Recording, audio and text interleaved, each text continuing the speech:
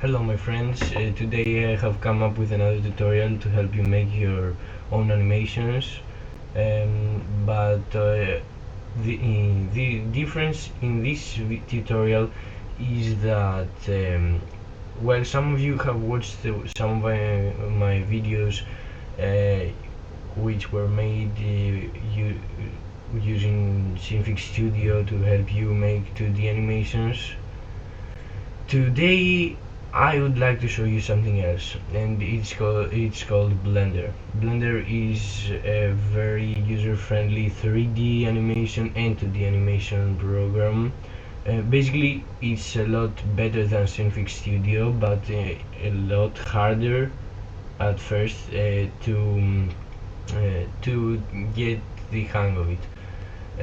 If so I had tried to use Blender before. It was the first program I tried to make animations, but then I thought it was too hard, so I had to use Synfig Studio first to learn the basics. So if you have no experience in the field of animations, I would suggest that you use Synfig Studio or watch the tutorials first. But if you want, there is no need to tell you what to do, and let's go and make something in Blender. I will show you the basics for this because it's the first time. Well, first of all, some of you may play Roblox, and in this case, if you know what I'm talking about, I'm going to show you how to make something that will look like this, a Roblox Noob. This is it for the ones who don't know Roblox. Yes. Okay. Roblox is a game anyway. So yes, let's jump into Blender and I will show you how to do this. Also, I will let you know what I press on my keyboard, because there are some hotkeys you may need to know. Okay. Alright, now let's go into Blender. If you open it, well, if you want to install it and you don't have it installed already, well, let me show you how this is done. Okay, so you want to go to Google and then search Blender download. Well, I suppose you can imagine that. Well, you can search free if you want. So anyway, download Blender, and then the version. There are also some tutorials by the creators of Blender if you want to watch and take a second opinion and get a second opinion. I will also recommend other YouTube channels. Well, this should start the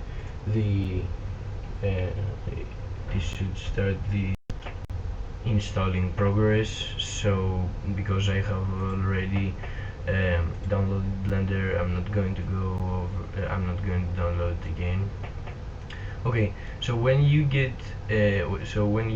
go into Blender, you usually unless Blender updates, well, you will see this. First of all, this is the layout that you spend 90% of your time approximately while using Blender, because it is very common and you can do almost anything using this. Okay, so first, this is called the default cube, and if you want to how do I put this? If you want to rotate your camera like this, you can simply press and drag the middle mouse, or there is also this gizmo here, left click, and you can rotate it, or you can just press on these with left click and it should work. Oh, I'm upside down. Wait, 1 second. Alright, so I told you this is the default cube, but what are these? This is the camera. The camera is here because when you press this, you see what the camera sees, and that's useful if you want to know what will show what will appear on your screen the moment you render your video. This is the light, because lighting is important in Blender. And let me start. First of all, the cube is part below surface and part above. So if you press this here, this magnet, and then press this, the move tool from your left, and then this, well, first of all, this arrow, the blue one, moves your cube up and down. The red one moves the cube left and right, and then the green one back and forth.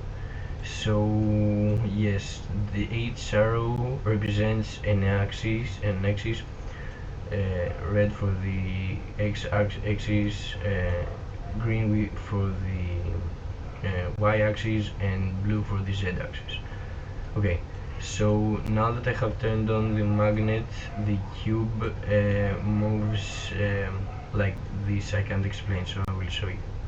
Can you see that it doesn't move smoothly, but it's under the surface.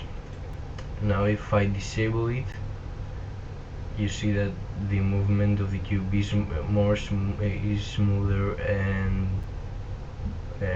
yes, it is smoother, and you can take it basically wherever you want. But now the problem is that if I switch on the magnet again and I take the cube and I move it, it doesn't sit exactly on the surface. So that's a problem, but not that's kind of problem, but not entirely, because the magnet was designed to move the cube 1 meter exactly. You can see here that the location of the cube changes by 1 meter every time I drag it somewhere. Now if I switch off the magnet, you can see that the location of the cube changes rapidly.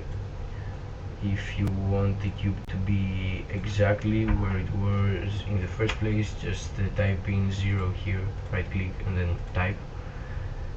So yes, the cube is now in its default place, in the default location, and again, if you switch on the magnet, you can take it up here.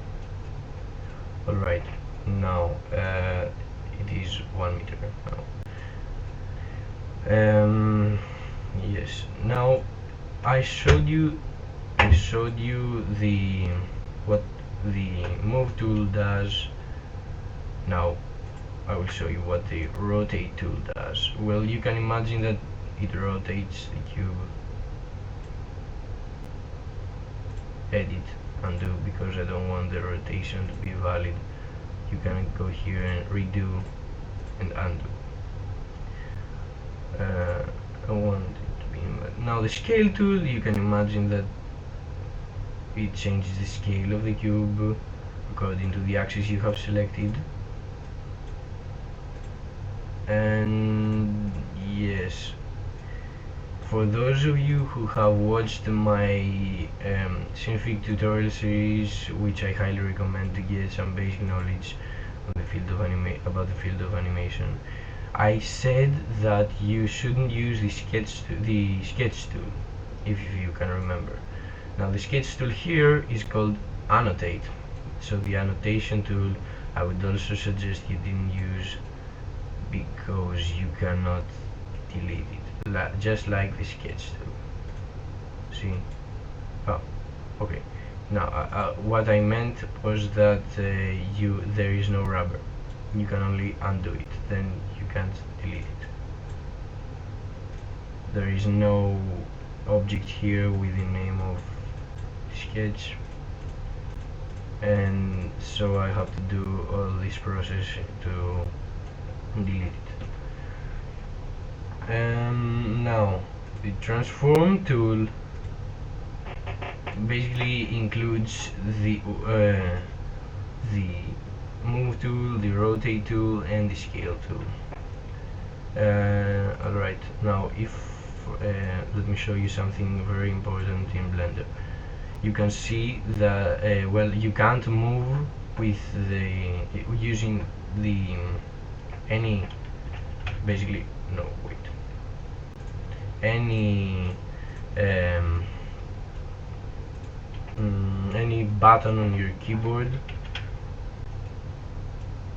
So yes, what you need to do if you want to move around, you can just click on an object and then press from the calculator section, I would call it. The calculator section has a delete or a dot button. If you press it, it will transport, it will move you right on the cube. Be careful, you don't want to use the delete button above the arrows, because this will only delete what you have selected. Alright, now I will show you another thing. If you want to paint the cube, then there is a whole story. I'm moving to the default position. Okay, we had if you want to paint the cube, wait a second. Okay, if you want to paint the cube, well, you can go here, material properties, and then it should appear some material should appear, and you can adjust the color or anything. But if you actually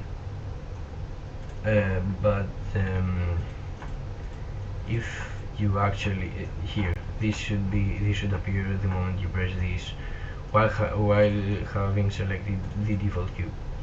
But what will happen if I placed another cube or another part, anyways, and another object? Alright, now if you go here, you can see that there is no material or properties, material properties. So what you want to do is press new to add a new material, and you can see that you have added a new material and the properties are back here. Now let's say I want the cube to be blue, bright blue, and or basically yellow, and well, this is the how light or how dark you want the cube to be, the V. The S is if you want to take it, if it's 0, it will take you in the middle, which is white, gray, and black, according to how dark or how bright it is. Now if you take it to 1000, it will take you to red, but since we have selected yellow, it will take you to yellow. Alright, now I want this to be the noob's leg, but I will make the leg yellow for now. Alright, so let me adjust the scale, and I will come back to the colors later because I'm sure we should. Alright, so I will adjust the scale of Well, it's not a tube, but anyway, this is going to be the leg, so the scale of the leg, obviously.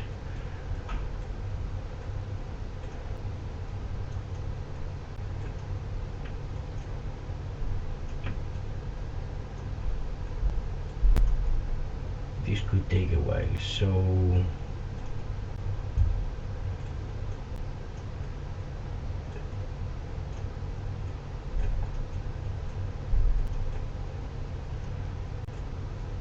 alright, now that I have finished with the scale and the positioning of my leg, well, the noob's leg, my leg doesn't look anything like this, I can show you. Now you see that whilst I have set my color to yellow, it is gray. So here in the view, or by pressing Z and then dragging my mouse, I don't press anything for the time being, I just hold Z. There you can see that there is wireframe, material preview, solid and rendered. Solid is what you see now, wireframe, I will show you what it does, material view preview, I'm not quite sure, but I think it indicates what the material's property is anyway. And rendered is how it will show when you render what you have created so far. So if I go somewhere and release Z, you can see that there is the wireframe, which shows the sides, the edges and the sides of my material preview, which shows yellow, but what you want material preview just doesn't do anything with the lighting.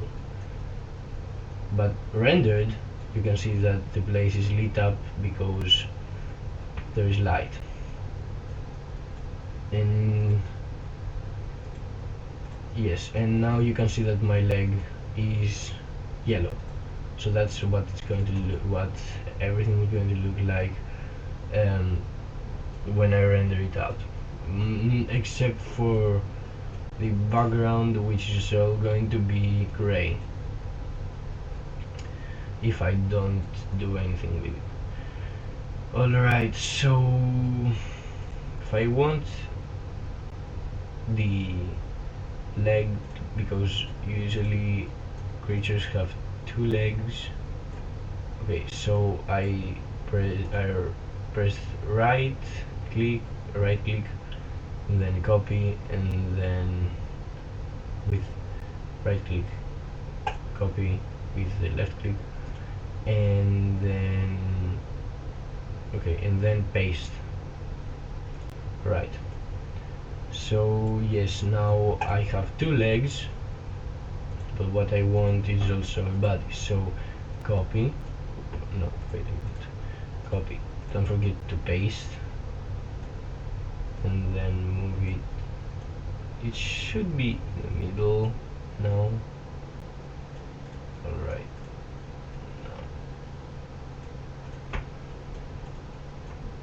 should be about here, the right position, but anyway, now the scale and just the y-axis scale. Alright, so it's the body, but we need body to be different color, we need blue, need to be blue or cyan, yes. So let me just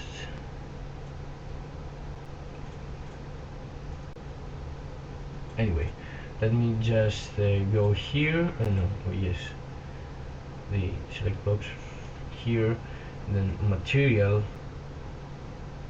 and then left click, and then hold and drag, and then okay, that's about right, not exactly, but it's a tutorial, so Anyway, and because the body, I don't want the body to be in the same height as the legs, I just I adjust the scale of the z-axis, and then yes, then I move it up a little bit because it grows from the upside as well as from the downside. Okay, so now I just copy and paste to make the arms. For this tutorial I selected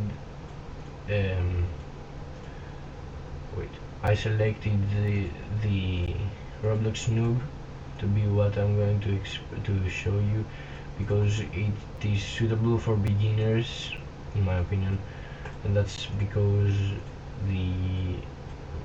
those noobs are quite simple and you can make them easily. So basically I do everything I showed you, and that's the head, but you can see that the head, don't mind the round, that's a little bit more advanced, but I will show you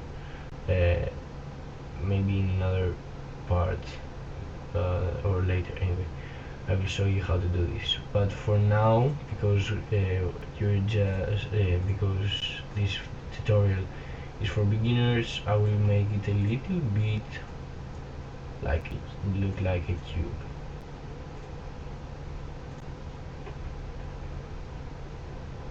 Oh yes, and a hotkey for adjusting the scale of all the three axes is S, and then dragging your mouse. And if you want to cancel any of your actions that you're doing right now, right click.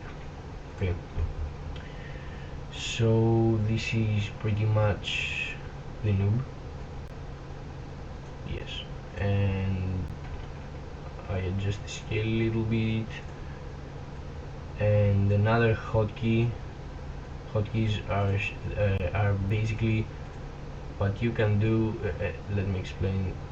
The definition is what you can do without using without clicking anything, the gizmos or the tools or anything.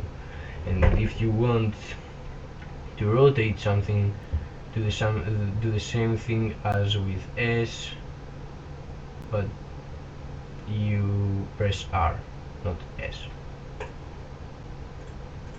And yes, okay. If you want to adjust the positioning of something, you press G and then drag with your mouse. But again, but if you anything you use except for S, G, for example G, what? G and R, well, they only do things in two dimensions. In this case, the z-axis and the y-axis. For example, G, then drag. You can see that I don't move my object in the x-axis at all. Look, location X. Not at all, but you can see that I don't move it and I'm not as free to use it as with the other two axes. Anyway, it's dependable on the other axis. Alright, now let's assume this is the noob, and basically that's it. But you can see that the